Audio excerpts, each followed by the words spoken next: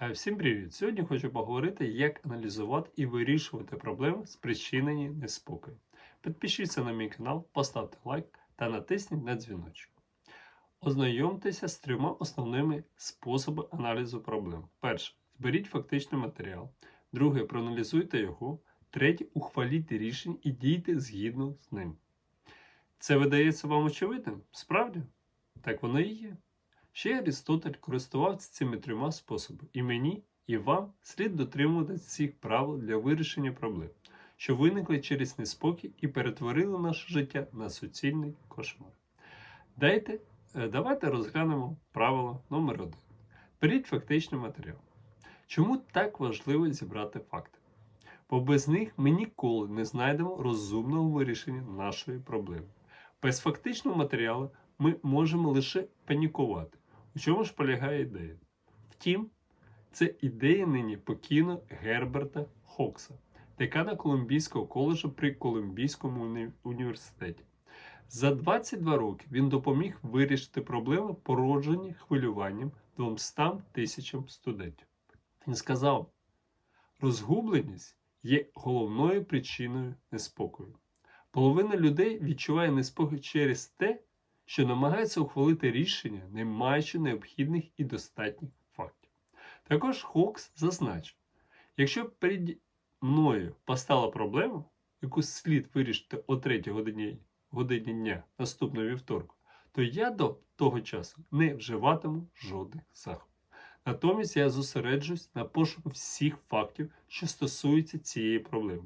Я не хвилюватиму, не прийматимусь болісними роздумами. Я добре спатиму, я просто збиратиму факти.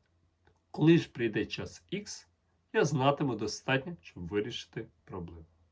Якщо людина збирає факти, причому робить це неупереджено і об'єктивно, то відчуття неспокою в неї зазвичай зникає у міру нагромадження знань. Але що робить більшість з нас? Чи знаходимо ми час, чи витрачаємо зусиль на те, щоб ознайомитись з фактами? Едісон мав рацію, коли з всією серйозністю казав, людина ладна вдатись до будь-яких викрутасів, аби тільки уникнути необхідності мислення. Якщо ми все-таки збираємо факти, то полюємо лише на ті, які підтверджують вже відоме нам, а решту ігноруємо.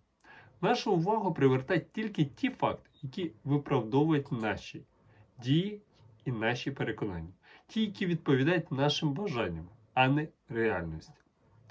Андре Моро зазначав, все, що відповідає нашим бажанням, видається нам слушним, а все, що їм суперечить, дратує нас. От і не дивно, що намагаються вирішити свої проблеми, ми зустрінемось з величезними труднощами. Напевно, нам буде так само важко вирішити найпростішу арифметичну задачу, якщо ми вважатимемо, що 2 плюс 2 дорівнює 5. А на світі є безліч людей, що перетворюють на пекло і своє життя, і життя інших, тверджуючи, що 2 плюс 2 буде 5, а може і 500. Що ж тут можна зробити? Ми повинні відокремити наші емоції від процесу мислення і, як казав Хокс, збирати факти неупереджено, об'єктивно. Коли людина стурбована, зробити це важко, бо вона цілком залежить від власних емоцій. Я пропоную вам 2 способи, які дозволять об'єктивно, чітко оцінити факти і подивитися на свої проблеми іншого погляду. Збираючи фактичний матеріал, я уявляю, що роблю це для когось іншого, а не для себе. Така позиція допомагає мені зберігати нейтралітет і об'єктивність. Завдяки їй я можу приборкати свої емоції. Збираючи фактичний матеріал про наявну проблему, я іноді уявляю себе адвокатом, який готується виступити в суді від імені мого супротивника. Іншими словами, я намагаюся зібрати всі факти проти себе самого, ті факти, які не відповідають моїм бажанням і мені неприємні.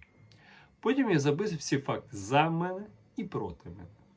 Після чого ретельно їх аналізую. Як правило, виявляється, що істина знаходиться десь посередині між цими 2 позиціями.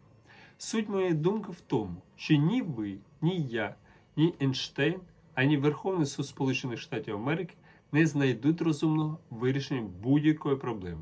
не зібравши спочатку фактичного матеріалу. Томас Едісон знав про це.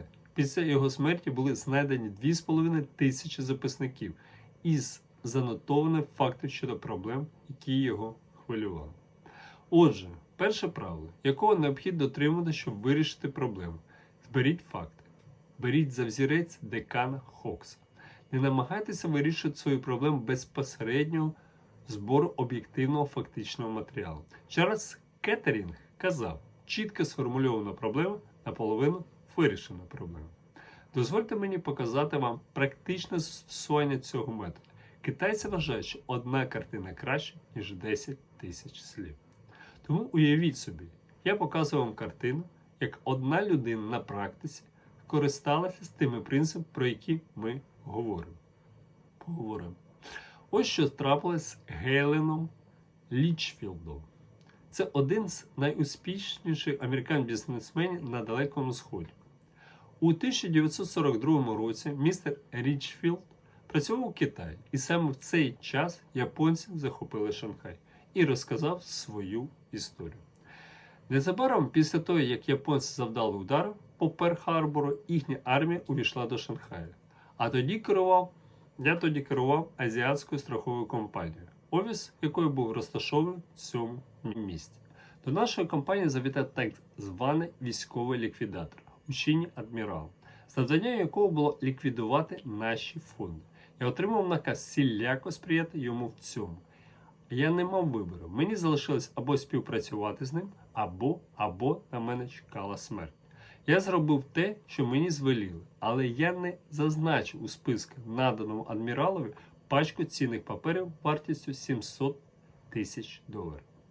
Я не згадав про них тому, що вони належали нашому філіалу в Гонконзі і ніяк не були пов'язані з операціями в Шанхаї.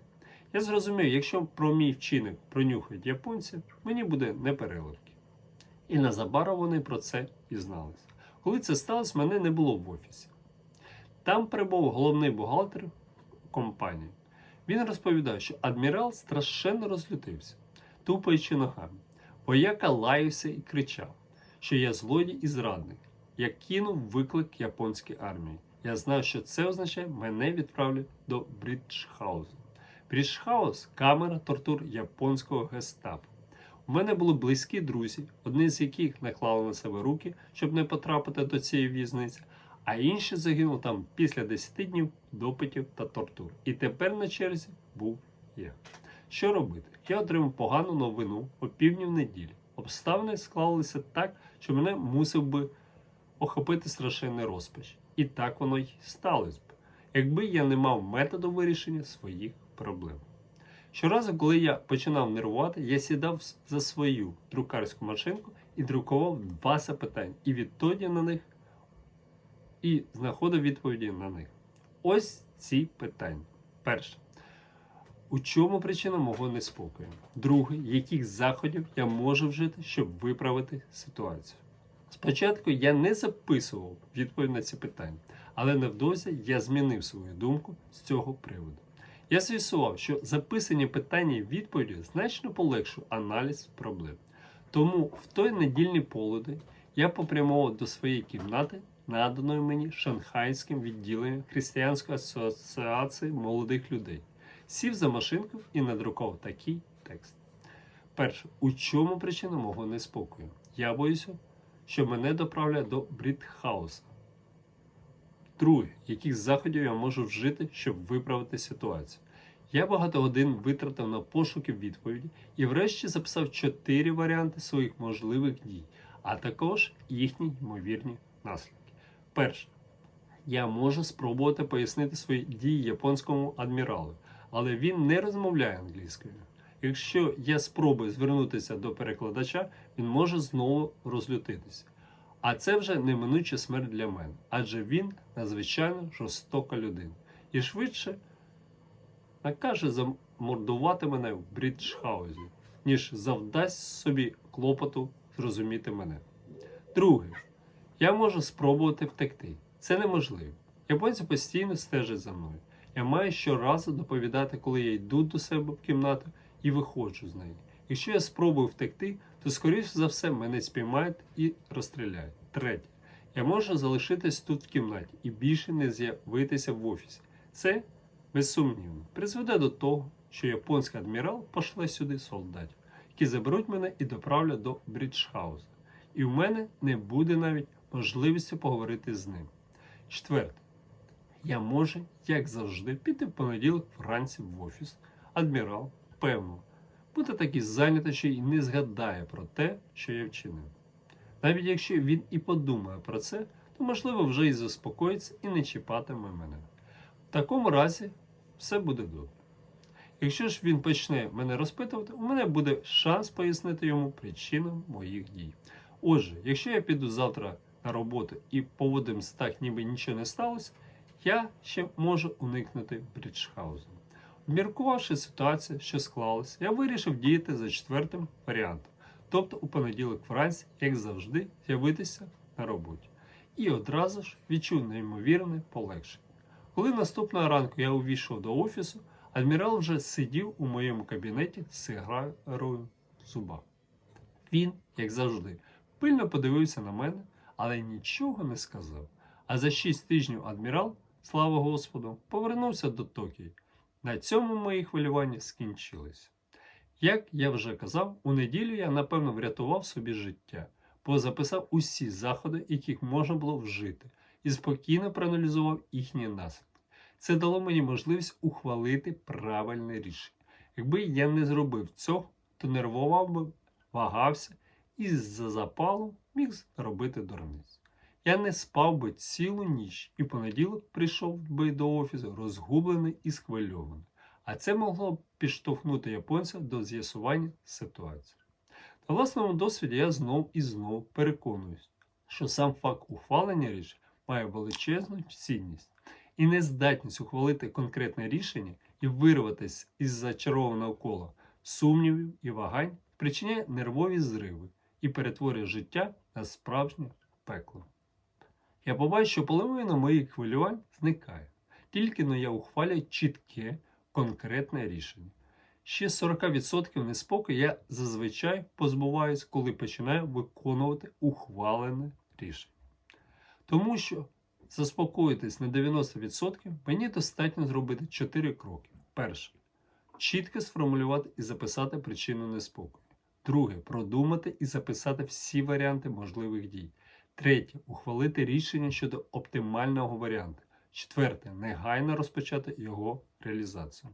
Нині Гейлен Річфілд обіймає посаду директора далекосхідного відділення компанії Star Park and Freeman Inc., яка представляє нам інтереси великих страхових і фінансових фірм. Він є одним з найвпливовіших американських бізнесменів в Азії. Своїм успіхом багато в чому зобов'язаний власному методу, за яким аналізує причину неспокою, а потім конкретне рішення. Чому цей метод дозволяє сягнути успіху? Бо він ефективний, конкретний і спрямований безпосередньо на пошук суті проблем. Крім того, його найважливішим елементом є третє незмінне правило. Робіть все, щоб вирішити проблему. Якщо ми не вживатимемо якихось конкретних заходів, то всі наші зусилля, яких ми доклали для пошуку фактичного матеріалу, будуть марні.